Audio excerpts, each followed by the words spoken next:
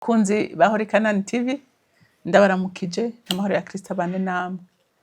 Ngira ngo murabona ko dusubiye kuranka wa mushitsi mwantuma ngo nde ndamubagarukanire. Yashimana yamutuzaniye. Amahoro neza Michel. Amahoro cyane. Murakomeye. Ndashima. Nabi wawe barakomeye. Yego. Nasize muhira bivyo. Ndabona kumeze neza kabisa Yesu araganje. Cyane. Araganje ndabibona. Yego none ngesha turanezerewe rapapase abantu barambwiye ati inyigisho vraiment ni inyigisho nziza iri mu bwenge iri mu bintu bikomeye. Yego bararyohewe gose kandi. Yego vraiment nukuri Imana igoheza. Cyubahiro kibicaye. Yego nukuri. Rero uyu munsi turizera ko atuzaniye kandi gakemanyi murazi ko yaje ataza imbokoboko. Rero nagira ngo mbande ndamusabe adusengere. Asengere abakunzi bacu, asengere n'ikiganiro kugira ngo Imana ize kubana natwe. Mwami Yesu turagushimiye kuri Imana nziza, Imana igororotse, Imana ihoraho, Imana ituzi mu mazina, Imana yaturemye ikatushira ku isi, ikaduterekaho kubera umugambi wayo. Turagushimiye kuri no munsi mwiza, ko wemeye twicarana n'uyu muvyeyi, kana bariko baradukurikira bose bahezagire mu izina rya Yesu Kristo uze kubana natwe, tumenyeshe ibyo dukwiye kumenya muri kino gihe mu izina rya Yesu Kristo. Amen. Rero turaguhaye ikaze ngo utufundururire agaseke. Murakoze cyane. Yego. Ariko ngira muramuzi? Ngira muramuzi. Nitwa Nsabiyumva Michel. Yego. Yego. Yego. Nuko. Koze w'Imana. Yego. Karibu. Murakoze cyane. Uno munsi nifungije ko tuganira ku inyigisho. Inyigisho ivuga byanditse mu Gifaransa nabwo no mu Kirundi ndabishiramo. 7 étapes pour répondre à l'appel de Dieu. Ni kuvuga intambuko indwi. Ibintu indwi intambuko kugira ngo ukorere Imana neza ku Imana yaguhamagaye. Birasha nukuri n'inyigisho nziza. Ndaza kuvuga kimwe ndakwereka no muri Bibiliya aho bitumbereye kugira ngo kandi intumbero ya kino icigwa ni iki nuko umuntu wese yahamagawe ariko arankurikira azaraba ati mbega etape ya mbere narayirenganye ushobora gusanga ugeze nko ku ya 4 cyangwa ku ya 5 ngo ugende wimuritse neza niyo ntumbero y'uno munsi nukuri n'icigwa ciza kuko kirakenewe. Yego. Hari abasimbira mu mihamagaro kandi ugasanga hari ibyo basimbye. Bashobora gusanga umuntu yagiye agaca mu isengero atangura gukora ibikorwa ntiyiyizi ntazi iby'Imana yamuremeye bigaca bicika ingorane. Rero nagomba tuvugane kuri kino cigwa kivuga izo ntambuko indwi umuntu yirabirako hanyuma agaheza agakorera igikorwa c'Imana neza. Ego. Rero mu bisanzwe umuntu kugira ngo abeho abanza kuba mu vyiyumviro vy'Imana hanyuma akaba mu vyiyumviro vy'umuvyeyi canke ntabeho. Ica gatatu akaja mu nda ya mama wiwe. Ica kane akavuka. Ica gatanu akaba umwana. Amaze kuba umwana rero niho rero ikintu umuntu azoba mu buzima niho biboneka gusumba ahandi hantu. Ni kuvuga niho uzobona bavyita ku detecta retara. Umwana afise imyaka 3, 4, 5 haje usamaye ntumenye ikintu azovamwo ngo kidetegita hakirika niho umwana aba atarakomereka aba ataronka ibintu bimwe influence vyinshi ugaca usanga urashobora kuraba kongera ukanasenga urashobora kumenya ikintu umwana azovamo muri kazoza kuko nta kintu kibabaje nk'ukuje utazi. Bamaze kuvuga ikintu afite umuntu wese Imana yamuremye kubera imvo. Urabona utakaje iyo ndiko ndabona objectif mpora ndabibona cyane ndavye nk'indege ihagaze kuri aeroport. Ivuga bivuye ngaha mu Burundi igiye nk'iyo hanze hariya mu Birigi ukaraba nta mushoferi nta mudereva n'umwe w'indege ashobora guhirahira ngo ademare ngo agende atazi objectif yagiye. Yihenze urabona ntashobora no kuva no hasi. Ico cyonyine kikwereka ko objectif itezwa kubizwe cyane. Rero no muri ibi bintu vy'Imana niko bimeze turavya tukaraba Abrahamu ba Mose ba Yeremiya abayize ntumwa za Yesu bose urabona ko bagenda bakora iki kintu baremewe ikabwira ngo ukiri mu nda ya mama wawe nari ndakuzi nari nagushiriyeho kuba. Ni kuvuga rero ndamaze kubona ko iki cigwa gikenewe yuko umuntu amenya ico yabereyeho rero bica mu nzira nyinshi cyane haraba kubimenya maze nk'uwo mwana amaze kudetekta itara ziwe acaba kubimenya amaze gukura abavyeyi baramufashije akaba ikintu cyitwa kubimenya akaba ikintu cyo gutegurwa ikintu cyo kwezwa akaba kwigishwa akaba kumvira akaba kugeragezwa kwigishirizwa n'Imana mu bugaragwa hanyuma akaba kuja mu muhamagaro ni byinshi cyane rero muri kino cigwa nagomba ko tuvugana ibintu indwi bihagaze kuri Bibiliya bashaka umuntu ashobora kudiserena mu buzima bwiwe kugira ngo yishure neza umuhamagaro w'Imana yego nukuri numva ari inyigisho nziza rero cyambere turagisoma muri Bibiliya dusome muri Kuvayo 3 kuva ku murongo wa mbere basome kuko Kuvayo Kuvayo 3 kuva ku murongo wa mbere kuva ku murongo wa mbere gushika ku wa 3 soma izina rya Yesu ndasoma mu izina rya Yesu Imana yiyerekera Mose mu gisaka caka umuriro ico gihe Mose aragira umukuku w'intama za Yetiro sebukwe umuherezi w'Imediyani aturukiriza umukuku hirya y'ubugaragwa ashika ku musozi w'Imana ihorebu umumarayika w'Uhoraho amubonekera ari mu rubeya rw'umuriro uva hagati mu gisaka c'amahwa aritegereza abona ico gisaka cakamwe umuriro ariko nticasha mwakoze urumva madame hariho intambuko ya mbere ku bantu bahamagara gukorera Imana nta kintu kibabaza nko kuja utazi hariho ibimenyetso Imana itanga ku bantu bose yahamagaye kugira ngo umuntu amenye ati kwawe nivyo niyo urumva ikintu cya mbere citwa ngo qu'est-ce qui m'attire ni ikihe kinkwega nukuvuga ni ikintu Imana icisha imbere yawe mu buzima bwa misi yose kikagutangaza kikanga kukwigwa no mu mutwe rero uyu Mose yari igiye kwiragira intama ziwe kujya bisanzwe mugabo ahindukiye gutya abona igisaka kiriko kirasha mugabo nticyatemuka none mara igisaka cumye ugituriye gisigara umunyota ubwo avuga ati none ko atamunyota mbona kiguma caka ntigitemuke hanyuma ati atangura ati reka mpindukire hindukira ati nje kuraba ku kantu katabonetse nukuvuga rero intambuko ya mbere y'abantu bahamagarwa n'Imana ibanza gucisha imbere yabo ikintu kitumvikana uyu Mose iravuga ati imisi ndavyumva genda urabe Samuel Imana imuhamagara yumvise umuntu amwe ngo Samuel agenda ariruka kwa Eli se wiwe aragenda gatatu ko Samuel ati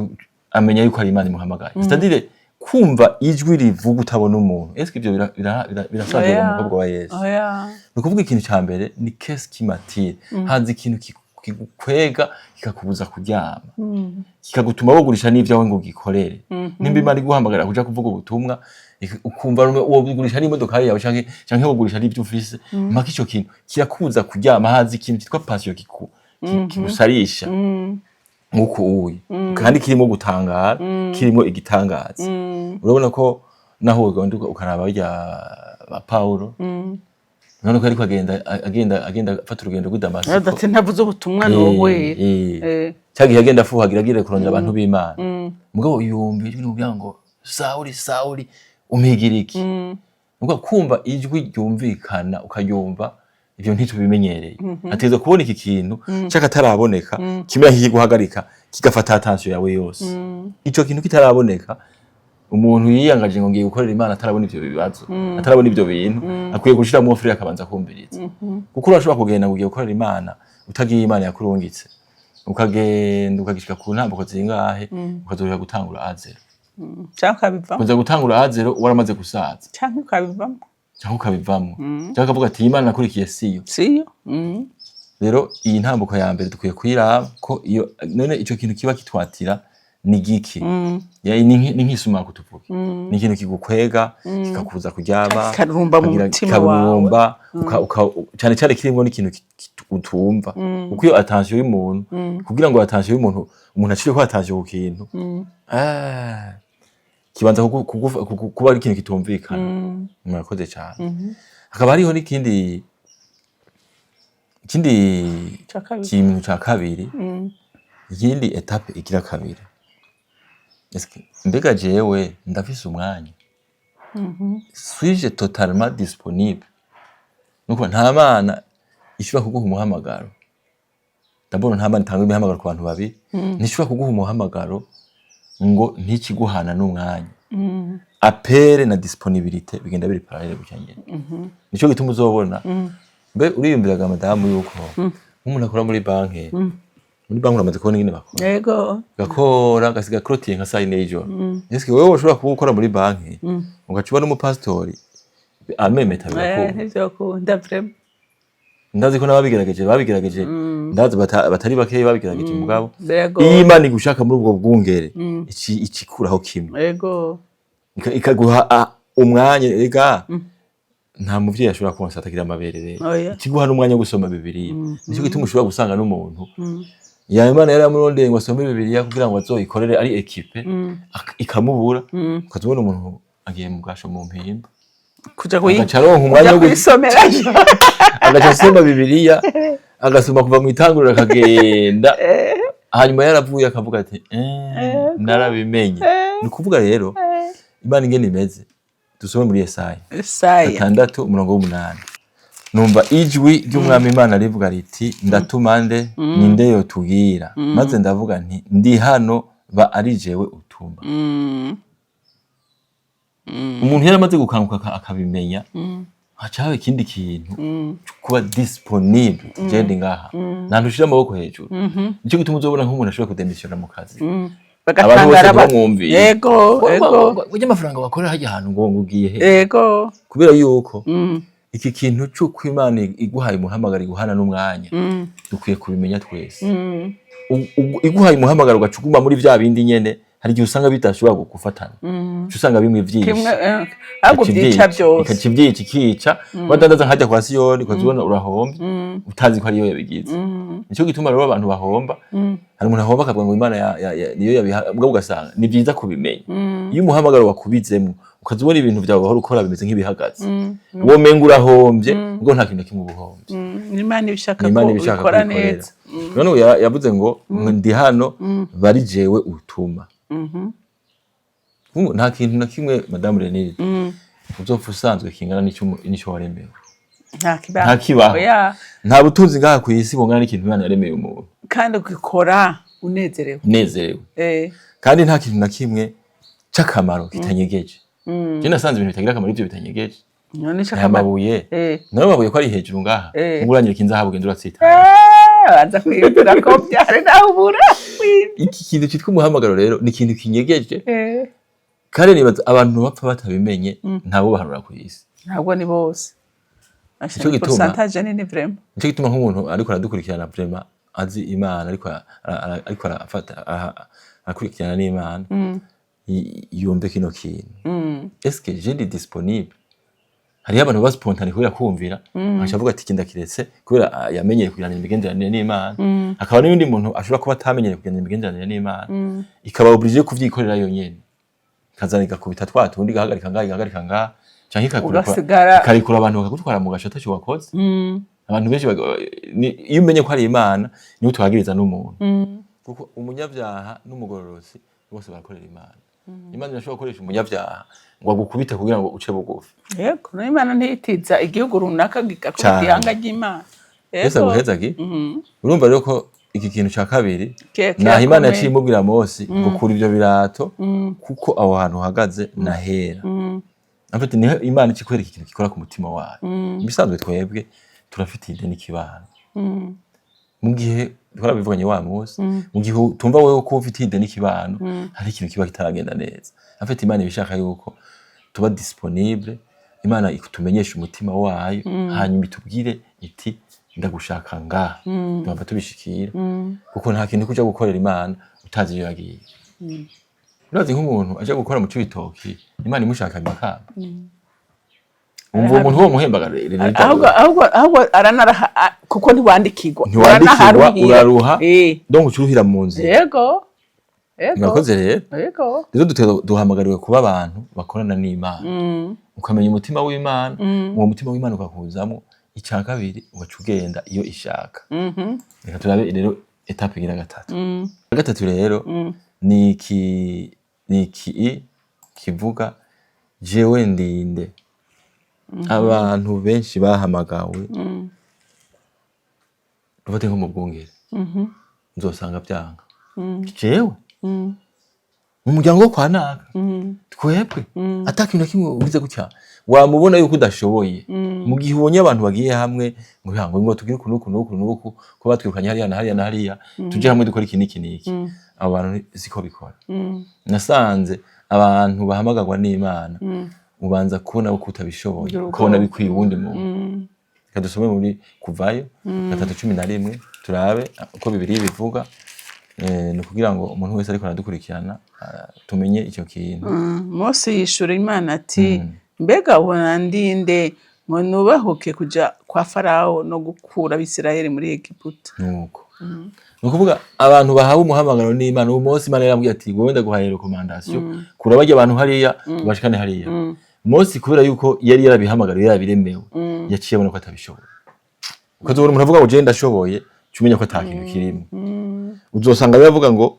jewe sinshoboye ati jewe ninda nindesho. Jewe sinzi no kuvuga. None ugomba nze kubakora gute. Mugabo Imana biraboneka yuko muri ico gihe ica yamizana ijambo rivuga ngo nzobana nawe. Kubera Imana umuhamagara iduha iraturengeye kure niyo mugabo Imana ikivuga ngo nzobana nawe. Iyo jambo cyumvise ngo nzobana nawe kuri level ya gatatu ntuze wavanse ngo bihagira gutya. Kuko itavuze ngo nzobana nawe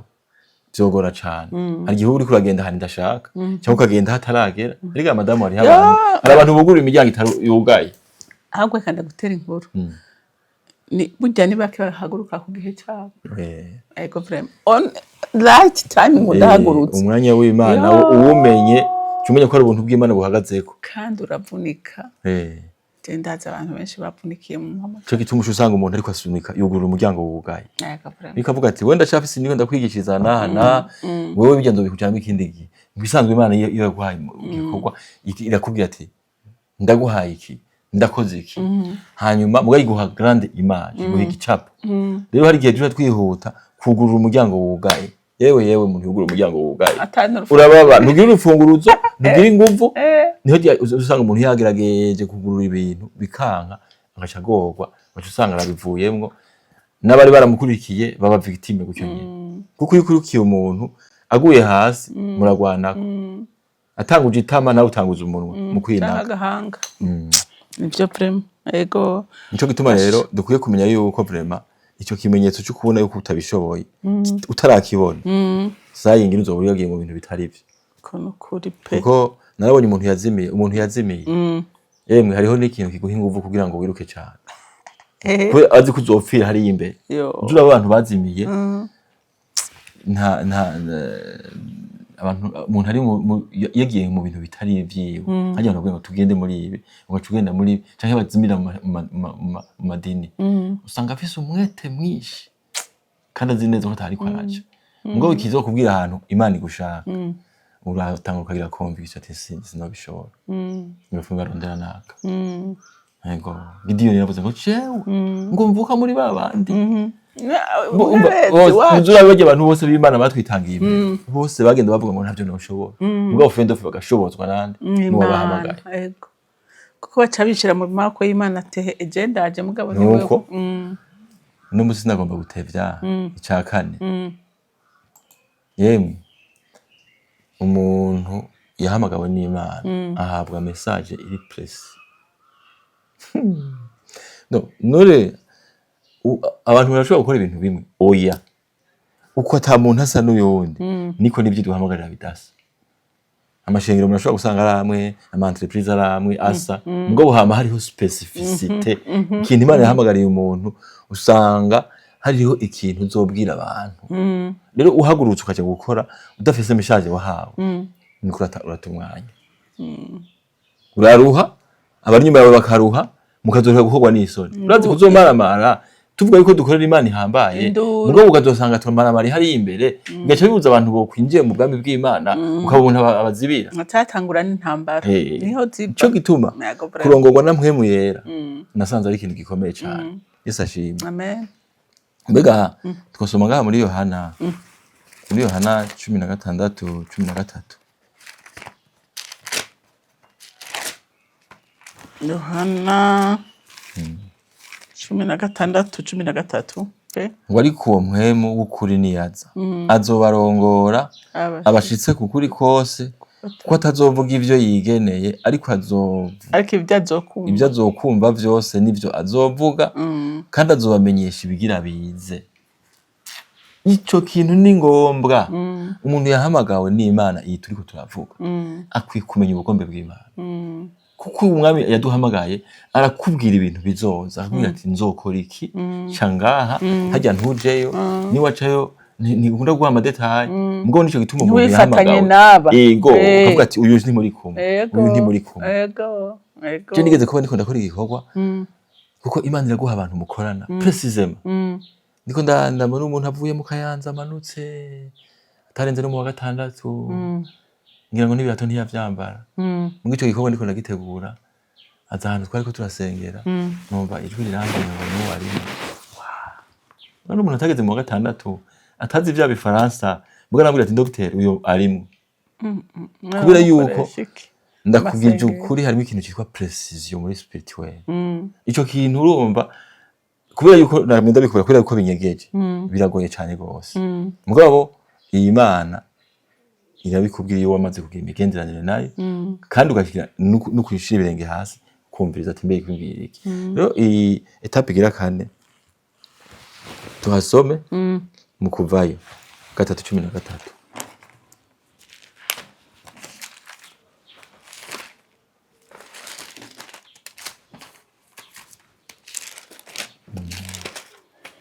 uravuga ngo Mose abaza Imana ati none ninashika ku Bisirayeli nkababarira ko Imana yabasekuruza yabantumye ko bakambaza uko yitwa nzobishura iki Imana yishura ni comment parler de Dieu aux autres none wewe ni wagenda mu bantu normalement Imana yaraguhamagaye nta Mana iguhamagara ngo ukitereka ngaho yaje kugira mu byose byo kugutegura no kukwiyereka no kukwigisha kumvira ikigira ntigutumye nta muntu akora hose umuntu hari umuntu yo kwigwa hose oya nukuri cyo genda gutumye muri aba bantu ushobora kugutumye ati ndagutumye mu bapfakazi ndaguhaye message iyi ivyo bintu utabimenye imbere yo kuva hasi uzoburi kugenda kugira ngo uzorwe ukwiye guhaguruka iziya etape zose wazihejeje tweze kuri ya kane ukwiye kuronka message yewe Imana intumye kuri barya abantu ndababwira iki nzobakorera iki kuko ni cakida inje kimwe namwe ndakubwira ubugiride ni mu kibano kumvufirane abantu ni kintu Imana igushiramwo inyishu iri mu bantu bari vulnerable badafise ico kintu no kuvuga rero ngaha aye umva ko Imana yavuze ati none bajya abantu genzo babwira ngo iki no kuvuga utezwe guhaguruka uzi iki kujanye kuvuga ko ntuvuga ngo ndashinze ngo ngomba nkora ishengero canke ngomba ngira entreprise canke ngomba nkore organisation atakintu uzi mwavuganye uzobusa nabandi bose kuko ivyo le problème nuko bikubikira kuzokorwa n'isoni hari imbere nico gituma abantu bariko baratwumviriza raba wowe kufise message wahawe tayo ufise genda ku mavi usenge hanyuma umenye uti Imana ishaka kuri iki kuko abantu bakeneye ibintu bimwe hariho abashonje hariho abatagira impuzu hariho abagwaye hariho abafise ibikomere hariho abafise ubukene bw'amafaranga hariho ufise ingorane mu ngo wowe watumwe kuri bose nivyo ukunda nico gituma umuntu yahamagawe n'Imana akwiye kuronka iyo precision je ngurumva ngo naho nsenga ngo sinumva Imana sinumva ingene sindayumva je ntajwi numva oya umuntu mwende twabituganira no munsi mu gitondo mbere ngo maze imisi je ntumva Imana ngo manondera umuntu ndabibaza yonyumviririza niyo nitwe yaziye testable nabone ngo nyumviririza nakuragutse naho ikintu mubwiye nturagenda wowe ufata ikibanza umara yo masaha 12 niwe twara umuntu asenga utware Bibiliya na kantike niwagumayo uririmba usenga wihorera wumviriza ukavayo ata kintu uronse ugasubirayo kabiri gatatu uzovuga ngo Imana ngo ntivuga donc benshi yumvira ngo ukivuga n'ijwi imisi yose arivugana muri conviction kigaca muri ijambo ry'Imana ukavana icyo ukeneye ego nico gituma umuntu uri kuranyumviriza guhaguruka utazi ico yagutuma ingorane birakuruhisha birakuvunika vuga kuzomara imbere y'abantu gasha bagukurikiye Imana ibahezagire bakoze eka rero turabisha gatanu yego isha gatanu kirakomeye cyane kandi ubona n'ibintu binyegeje byose isha gatanu kivuga ngo qu'est-ce que j'ai dans mes mains ikintu jewe mfise mu ntoki ni iki no kuvuga rero iyi ntambuko ya gatanu no kuvuga umuntu yahamagawe agendana inkoni itaboneka eka tuhaso nahi ruhande nyene kuvayo kane ku murongo wa kabiri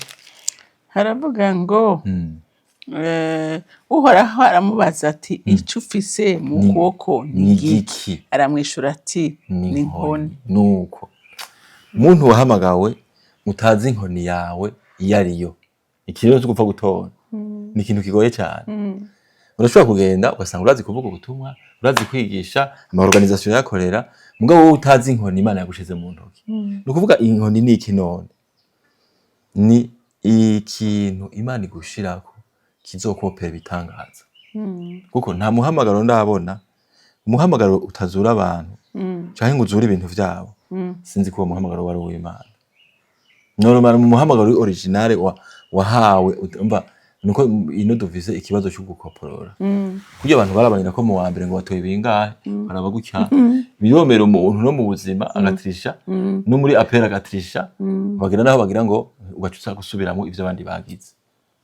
ngaha aye Imana irakubaza ngo wewe ufise iki mu ntoki mu gihe utaramenya iyo nkoni itaboneka ufise cya ku mavi none iyo nkoni twavuga ko ari nkiki ushobora gusanga ari talent ingabire ugasanga wowe ukoze ku muntu ngwaye cakira iyo ni nkoni afite iki gifasha ko abantu kuko nta muntu yikorera bagikorera kugira ngo bemere kugukurikira ifo ko babona les manifestations z'Imana by'ibyo by'ibitangaza bijya byo gusengera abantu bagakira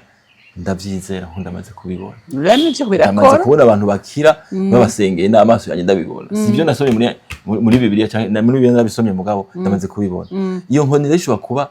rero source ishobora kuba ibintu ufise ugaca ubidisponibiliza ku Mana kandi atacu usabye avec une entière une totale soumission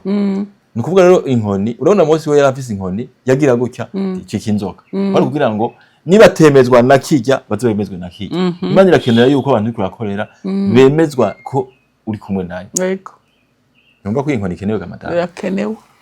yego mbega okay ushobora kubwira abantu gara bibaza yuko ariyo yibitangaza gusa nko gusengera abagwaye canke kuvugishwa hariho n'izindi nkoni hariho n'izindi nkoni urashobora kuba ufise nk'ibintu les possessions ibintu tunze canke les ressources canke amafaranga irashobora kuba inkoni mu bisanzwe kumenya kugwaza abantu yego ukamenya kubaganiriza ikute n'inkoni neza cyane rero kikazotuma gisurikira uyo muntu kubona ico gitangaza c'Imana ikoresheje mu vy'Imana yagushizemo nuko rero cyo ni cya gatanu ngo tuze cya gatandatu washaka kugira ngo tumenye nk'abihuta uno munsi rero ikindi cyo kizokurangira cya gatandatu ni ikintu kivuga ngo je regarde à mes manques ou à Dieu hari gihe rero umuntu atangura kubona ivyo adafise ndaba ivyo ntafise canke ndaba Imana reka tubasome ngaho iruhande yaho nyene kuvayo kane ku murongo w'icumi haravuga ngo Mose abarira ubega ko ntari imvuzi bikaba bitantanguye ko ejo canke hirya y'ejo canke ubaho tuvuganiye jewe umusavyi wawe kuko ndidinganya iyo ndiko ndavuga kandi ururimi rukaba rugobwa mu kuvuga uhoraho aramwishura ati ninde yaremye akanwa k'umuntu canke ninde atera uburagi canke upfamatwi canke aha umuntu kubona canke canke amuhumisha si jewe uhoraho nuko genda nanje nzobana n'akanwa kawe ndakwigishe ibyo ukwiye kuvuga. Amen. Nuko rero iki gisa na kimwe navuga ca kabiri mugabo urabona nko uyu Mose yavuga ati yaraba ku mamanke yumva abantu benshi bakurira avuga ati ivyo ntashoboye aho yewe kuraba ivyo udashoboye ni ngombwa urabe iyo yakubwiye kuko Imana ntishobora kubwira ibintu rimwe ikubwira ibiramukiwe ikubwira ati we genda ndakurungitse igitego ntizopfa ikubwiye izozira kubwira ivyo ibiramukiwe yumva ni nkakuya kwa planification stratégique izira kubwira ati ugeze Bugarama ikakubwira iki ugeze mu Rutanga ikakubwira igeze hari izira kubwira kimwe ikiramukiwe kuko ntishobora kutubwira rimwe ntivyo dukwirwa mu mutwe. Iyo rero nico gituma ivuga ati eske ndaba kuvyo mbuze canke ndaba ku Mana. Nico gituma uzosanga abantu benshi bariko barakora umuhamagaro hari ibintu bigaragara bataba badafise ubwo ntibikwiye kudutera ubwoba. Nk'uyu Mose yaravuga ati je rurimi je sinzi kuvuga nubwo usanga ntidukwiye kugira ama excuse dukwiye gukora ikivuze muri uwo mwanya ni nko kwama witeze kumviriza icyo Imana ivuze hanyuma tukirinda gusubiza umuhamagaro Imana kuko benshi bavuga ati tumanaka rero murakoze cyane turiko turarangiza ari ikintu kigira indwi nabonye Imana ishira ifashisha abantu b'abanyamihamagaro Imana yamifise abantu bazoshigikira igikorwa bapanze ico kimenyetso kirakomeye. Hari umuntu yambwiye ati jewe nahawe umuhamagaro n'Imana mpejeje kumvira gukora ibikenewe nza mbona umuntu ampaye sare ngahi Bujumbura bari kuruwa nka 400-500 ayima kuri gusa ati ukeneye ibikorwa uzozukorere ngaha. Mu majambo make Imana irashiraho abantu bazana logistique ico gituma je abantu bitwa nasubiri be urazicereje cyo mu Giswahili kurindira nasubiri no kuvuga kurindira no kuvuga rero umuntu agomba kubwira ngo nasubiri akora nasubiri ngo ndarindiriye arabwiye ngo nasubiri arindiriye ngo abantu bazoza kumufashisha go bintu ngo utahagurutse Imana ndikora Imana ishigikira igikorwa uri kurakora. Rero iyi jambo bararizi yuko hari abantu Imana ishira imbere y'abahamagawe mugabo umuntu aguma arindira ataciye ku ma etape ari ngombwa cyo gituma tukwiye kuronka amamodeli uzosanga aguma arindira ibintu bitazoza ariko kuri iyi etape igira indwi hariho ubwoko bw'abantu Imana ishira kwibarabara kavuga ati muri etape ugezeko kukeneye intebe ukazubona umuntu araje ati jewe ntabantu nkure ko zino ntebe kubera ukeneye amafaranga n'ibindi nukuvuga rero Imana iratereka abantu ku nzira yewe naho byo bari ibintu biri hehe bikaza bikagusanga imbere mugabo utari muri izi etape utahagaze neza ngo uhagarare nayo muri ama process birakugora cyane ugaca usanga urabaye bloqué à la dernière étape ugasanga urabuze kubera waciye mu nzira itariyo ugaca usanga uwo muntu Imana yo kurungikiye ntiyaje kuko nawe acaho watezwa kuba yego urumva Imana kandi tuvuze nico Imana ndishaka kwihenda yaguhagurukije ngureke gutunganya ibikwiriye kugira ngo uyo muhamagaro ushitse yego ntibikunda Imana irabazana atabyufise irapurva yayo yego nuko narabonye ibyo bintu nabibonye yuko bishoboka by'ukuri umuntu ubimenye cyane n'icyo gitumaga Madame Renire abantu bakwiye kugira igicaniro umunyamuhamagara atafise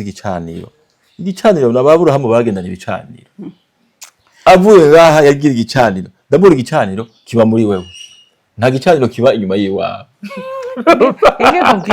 Inge ndakubwira ibanga ikintu kimwe cyantangaje ikintu kimwe cyantangaje urabona intumwa zagendana na Yesu zikabona Yesu akora ibitangaza akabigisha akabasigurira ibintu. Petero ntiyafise inkota ngaha mu mvuko ngaha yayitaye umunsi mwe mweraza cyane ubwo abandi bwasize umunsi mwe mweraza donc kijya bavuze ati mwe mwera utari en communion nawe ubwo abantu bobura nukuvuga rero kubera iki umuntu yahamagawe akwiye kugira igicaniro kiba muri we icya kabiri angashakishira aho aba nahakorera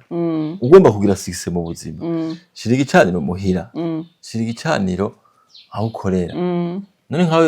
ari nka ministere canke igikorwa akwiye kuba igicaniro kandi igicaniro kirafise ibintu kibiranga akwiye kuba hari inkwi akwiye kuba hari ikibanza akaba n'inkwi akaba n'uwo muriro ico gicaniro wowe uko musenga niko mwugurukiwa gutya niko ubimenya urabona ibintu byinshi bitaramenyekana uko mugira igicaniro kundwi musenga niko mumenya ibiramukiwe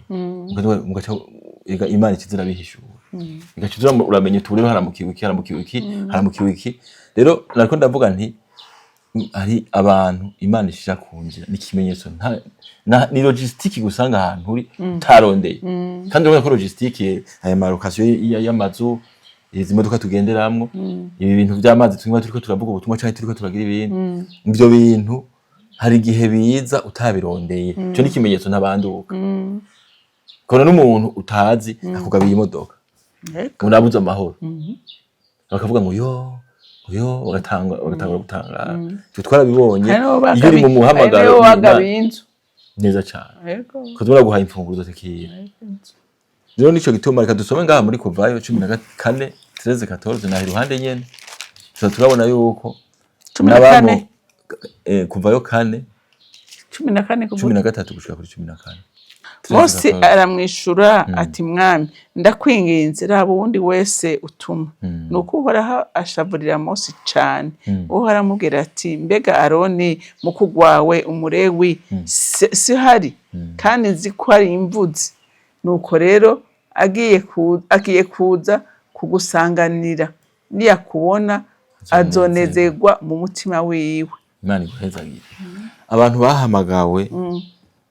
haragera igihe Imana ikuzanira abantu bijanye n'ivyo ukeneye uwo muntu icambere kizomukurangira aragukunda utamuvyaye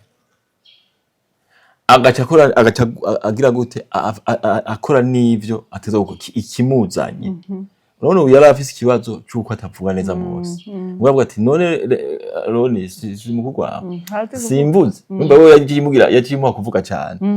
nukuvuga rero ngaha uzosanga hari abantu Imana yaguteguriye mu nzira bakunda ivyo bikurakora bakagukunda bagace batanga n'ivyo ukeneye cyane kuda gusumba nawe wahubwo ego bagace baza bakaguterura ukanezerwa ugaca ukorera Imana unezerewe utagowe rero iyo umuntu atabimenye ngo avuga ati sha aha iyi precision ntayironse ngaha singira gute icyo gituma dukwiye kuraba vraiment none ndiho ndarangiza urafise ikintu cakubujije kwatira ico cambere twavyumvise kwatira nkuko nyene twagiye turabikurikiranya nyene ugasanga hariho Imana ikabanza kakubwira identité yiwe ukimenya ikakubwira exactement mission ikakubwira ati wowe uzonkorera iki kandi ndagutumye kuraba message uzobabwira niyi hanyuma ukusenga ikatindika kuzanira abantu bazogushigikira uko niko imihamagara iramba akagira n'ikizo kubwira ati wowe rero uzogusubirira ni naka kubera iki imigenderanire mwagize none nk'abantu baba bari mu muhamagaro hama nk'iyo bari nko mu zabukuru ugasanga bahaye uwo muhamagaro ngo ubane nk'abana babo kenshi hari aho usanga habamo ingorane urabona ikintu ingorane ahiva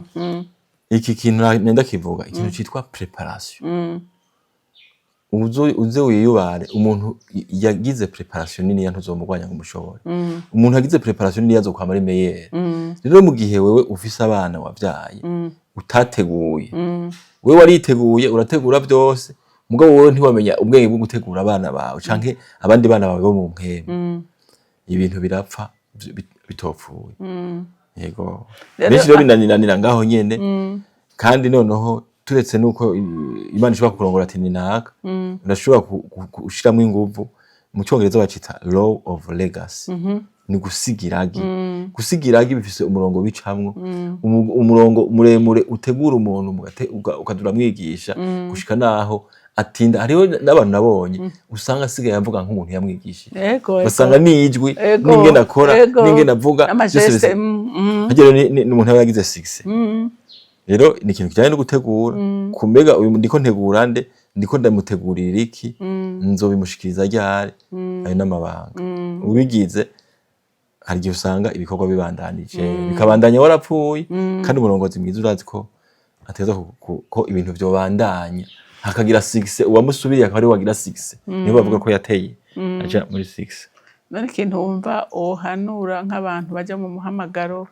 batateguwe wumva arakaye kajambo bo batekerera kanya erega ni vya bindi nyene ni vy'uburongozi ushaka kubakebura kuko haraho abantu yumva umengo okay we arumva umuhamagaro vye hari igihe umuntu yumva ariko ararurumba agaca arurumbira agaca asimbira normalement hariho ikintu citwa vision yerekwa yerekwa n'iryo rivyura ikintu citwa passion passion nico kitujya ururumba ukumva umenga woheba byose ukagenda n'intozeye hanyuma agaca bizana mission hari igihe rero umuntu aba atarakanguka ngo amenye n'ivyo Imana yamutumye hajya kiriko aragira gutya agaca asimbira muri mission akagenda hataragera ugaca usanga n'abantu yabwiye ubutumwa n'abantu n'ibikorwa yakoze byose uravye finish hariya hirya usanga byose nta kintu kimwe yashitseko kubera yuko la préparation ikomeye gusumba vyose ni uwo turiko turavugana ngaho ariko aratwumviriza yoraba mbega jewe Imana ya jewe yarampamagaye yampamagaye ryari yambwiye iki kana kumbwira ngo yatumye abandi bantu irashobora gutuma abandi bantu nibyo mugabo wewe rondera kuko ubu ni turi mu isezerano rya kera iravugana n'abantu bari bo bose yampamagaye ryari yambwiye iki eske ngeze ku rugezo uruhe muri izi ngezo indwi eske jewe ndiko ndabikurikiza eske ndafise modeli ndiko ndarabirako hanyuma usanze cyane cyane udafise message watuma banza uhagarare ubanze witone kuko utabihagaritse hakiri kare ngo banze usobe nk'impanuro ushobora kuzosanga urindiye kuzomara mare hari imbere ukabura impembo ukabura n'ingero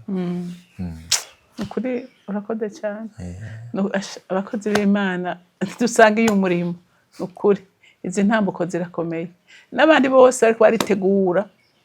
mu bisome mu birabe neza mu byumvirize hama murabe yuko izo ntambuko zose umaze kuzigira utarazigira urumva ko ari kibazo kuri wewe usimbiye mu bikorwa uravunika ukavuna n'abandi ariko Imana yo mwijuru ibarinde kuvunika kandi ushaka kunyandikira iyo nyandikira nk'abantu bakoresha email iki kigo nkakimurungikira neza akitondera akibona neza yego murakoze cyane urashobora kuba nimero de telefone yego data wo mwijuru aguhezagire cyane uri umugisha twahawe yego Mana data rugira vyose uri mwijuru ntiturambikwa kugushimira Mana ntacu udakora kugira ngo abana b'Imana boroherwe mu muhamagaro wawo boroherwe mu gikorwa wabahamagariye none ndasaba mpemu yera ngo afashe umuntu wese yari yarahagurutse hataragera kugira ngo asubire inyuma yitegure neza kugira ngo bashe gutanga ivy'Imana igomba ata uhezagire umukozi w'Imana watuzaniye umuha umugisha wawe kuko atugiriye neza kandi aratwigishije umuhezagire kandi ubandanye kuvomerera impemu yiwe akomeze kwagukirwa mu ishurirwa ryawe ndagushimiye kandi ndakuri naje icyubahiro cyose kigarukire Kristo umwami wacu mu izina ry'iwe ryera dusenze gutyo amen